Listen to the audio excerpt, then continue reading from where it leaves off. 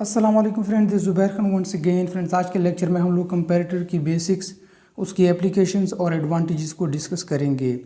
तो friends, lecture पर जाने से पहले अगर आप हमारे चैनल पर नए हैं तो चैनल को सब्सक्राइब करें और बेल वाले आइकन पर लाजमी क्लिक करें ताकि आने वाली वीडियोज़ की नोटिफिकेशन आप तक पहुँच सके। तो फ्रेंड्स, कंपेरेटर बेसिकली क्या करता है, दो वोल्टेजेस को कंपेयर करता है, इनपुट वोल्टेज को विद सम रेफरेंस वोल्टेज के साथ। तो कंपेरेटर बेसिकली हमारे पास क्या है, 3 पिन डिवाइस है। ठीक है, ये 3 पिन डिवाइस है जिसकी एक हमारे पास इन्वर्टिंग पिन होती है और एक हमारे पास क्या होती है, नॉन इन्वर्टिंग पिन होती है, और थर्ड वन जो है इसकी क्या होती है, आउटपुट पिन होती है। ये दो सप्लाई पिन है इसकी। अब ये जो इसकी आउटपुट पिन होती है, इसकी दो स्टेट्स होती है, या तो ये 1 होती है या फिर ये 0 होती है। मतलब या तो ये फुली ऑन होती है या फिर ये क्या होती है, फुली ऑफ होती है। अब ये जो इसकी इन्वर्टिंग पिन है, अगर हम लोग यहाँ पर सिग्नल को अप्लाई करते हैं तो फिर इस केस में कंपैरेटर जो है वो क्या कहलाएगा, इन्वर्टिंग कंपैरेटर। और अगर हम लोग नॉन इन्वर्टिंग पिन के ऊपर सिग्नल अप्लाई करते हैं तो फिर क्या होगा, कंपैरेटर को हम लोग बोलेंगे कि ये क्या है, नॉन इन्वर्टिंग कंपैरेटर है। तो फ्रेंड्स, ये जो वी नोट है, it actually changes its polarity with the rise और fall in the applied voltage. मिसाल के तौर पर ये हमारे पास कंपैरेटर है, ये वी नोट है, ये कोई सिग्नल हम लोगों ने वी इन इसको अप्लाई किया हुआ है, और ये क्या है हमारे पास, इसको हम लोगों ने ग्राउंड किया हुआ है, वी रेफरेंस पे सेट किया हुआ है, ये ज़ीरो के इक्वल है। तो ये जो वी नोट है ये क्या करती है, अपनी पोलैरिटी को चेंज करती है विद द राइज और fall in this V in applied voltage with respect to this reference voltage. मिसाल के तौर पर ये जो हमारे पास वी इन है, जब ये राइज और फॉल करता है अबव और बिलो, जब इस रेफरेंस वोल्टेज से ऊपर या नीचे जाता है, तो ये जो वी नोट है ये अपनी स्टेट को क्या करता है, चेंज करता है। किस तरह से चेंज करता है कि अगर ये जो हमारे पास इन्वर्टिंग पिन के ऊपर जो अप्लाइड वोल्टेज है, जो नेगेटिव है, अगर ये ग्रेटर हो जाए इससे, ये जो हमारे पास नॉन इन्वर्टिंग पिन के ऊपर है, तो क्या होगा, जो हमारे पास वी नोट होगा this will be equal to 1। ठीक है, ये इसको आप प्लस वी सेट कह सकते हो।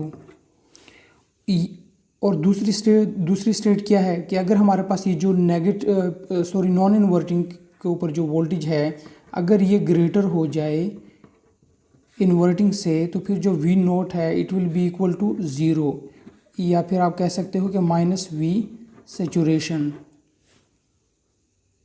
कंपैरेटर जो है basically they are analog to digital converter in order to indicate कि जो हम लोग दो सिग्नल्स अप्लाई कर रहे हैं उनमें से कौन सा बड़ा है। ठीक है ना, एनालॉग टू डिजिटल जो है वो सिग्नल को क्या कर लेता है, कन्वर्ट कर लेता है। मिसाल के तौर पर अगर ये हम लोगों ने इसको साइनोसॉइडल वेव दी हुई है तो इसको क्या करेगा, कुछ इस तरह से जो है वो इसको चेंज कर देगा डिजिटल में, मतलब 0 या 1 की स्टेट में। तो फ्रेंड्स, कुछ कंपैरेटर आईसीज हमारे पास ऐसी होती है जिसमें क्या होता है कि हम लोग ओपन कलेक्टर कॉन्फ़िगरेशन को यूज़ करते हैं। उसकी असल में वजह ये है कि हमारे पास लॉजिक 1 या फिर 0 ये अपेयर होने की बजाय आउटपुट के ऊपर कुछ भी अपेयर नहीं होता, इसलिए हम लोग ओपन कलेक्टर कॉन्फ़िगरेशन को यूज़ करते हैं, जो एक लंबी बहस है जिसके ऊपर मैं एक वीडियो बनाऊंगा इन डिटेल के ये ओपन कलेक्टर कॉन्फ़िगरेशन क्या होती है, इसको हम लोग क्यों यूज़ करते हैं, पूरी डिटेल डिस्कशन होगी वो। अच्छा, तो फ्रेंड्स, अब हम लोग कंपैरेटर आईसी के जो इंटरनल स्ट्रक्चर है उसको हम लोग डिस्कस करते हैं और देखते हैं कि इंटरनली ये कैसा दिखता है।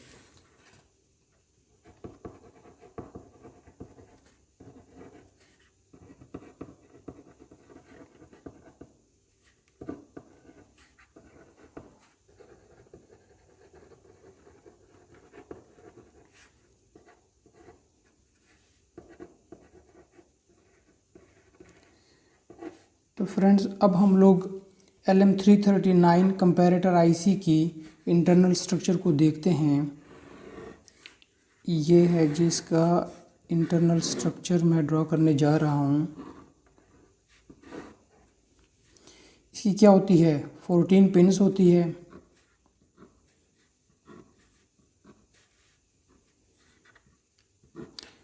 वन, टू, 3, 4, 5, 6 और ये 7, यहाँ से फिर शुरू करते हैं 8, 9, 10, 11, 12, 13, 14, 9, 10, 11, 12, 13 और ये 14।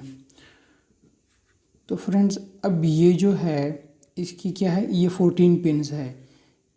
एक तो हमारे पास ये एक्चुअल में क्या है, जो कंपैरेटर आईसी है ये 4 इंडिपेंडेंट कंपैरेटर से मिलकर बनी हुई है। तो अब यहाँ पर हम लोग क्या करते हैं, इसमें 4 इंडिपेंडेंट कंपैरेटर्स को शो करते हैं। ठीक है, 2 कंपैरेटर ये हो गई, तीसरा ये, और ये क्या हो गया, चौथा।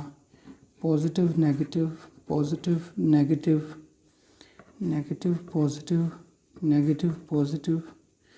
ये हमारे पास क्या है, एक इसकी आउटपुट को हम लोग यहाँ पर शो करवाते हैं, एक आउटपुट को हम लोग इसकी यहाँ पर शो करवाते हैं, और ये इसकी एक आउटपुट को हम लोग यहाँ पर, इसकी एक आउटपुट को हम लोग यहाँ पर शो करवा देते हैं। ये जो हमारे पास पिन बची है ये क्या है हमारे पास, ये हमारे पास VCC है। और ये जो हमारे पास पिन बची है इसको हम लोग क्या कर देते हैं, ग्राउंड कर देते हैं।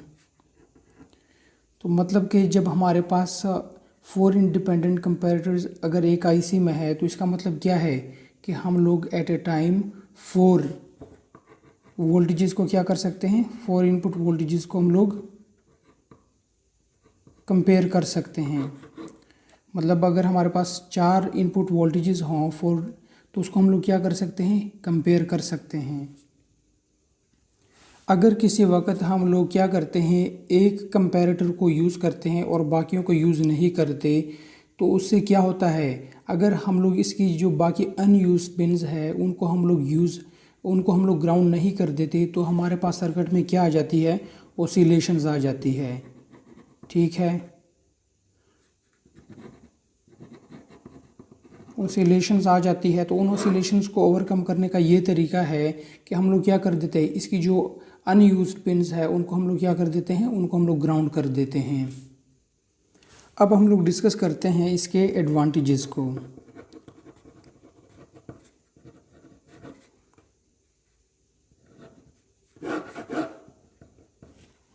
तो फ्रेंड्स कंपैरेटर्स जो है ये क्या होता है हमारे पास, हाई गेन डिफरेंशियल एम्पलीफायर्स होते हैं।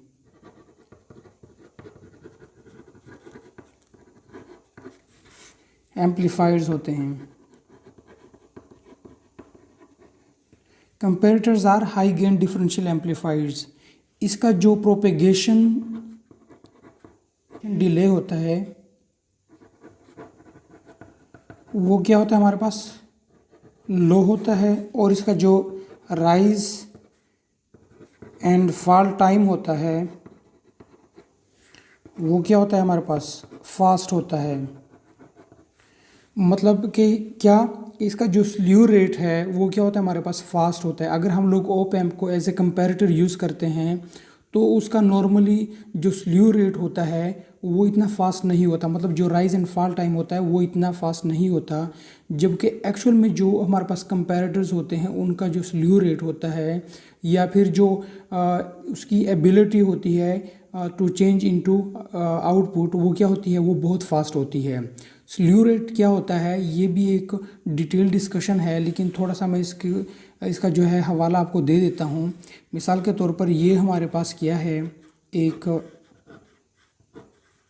कंपैरेटर है, यहाँ ये जो इसकी जो नॉन इन्वर्टिंग पिन है इसके ऊपर मिसाल के तौर पर हम लोगों ने कोई सिग्नल इस तरह का दिया हुआ है। ठीक है, कोई इस तरह का सिग्नल हम लोगों ने दिया हुआ है और हम लोग चाहते हैं कि ये क्या है, 0 to 5 वोल्ट।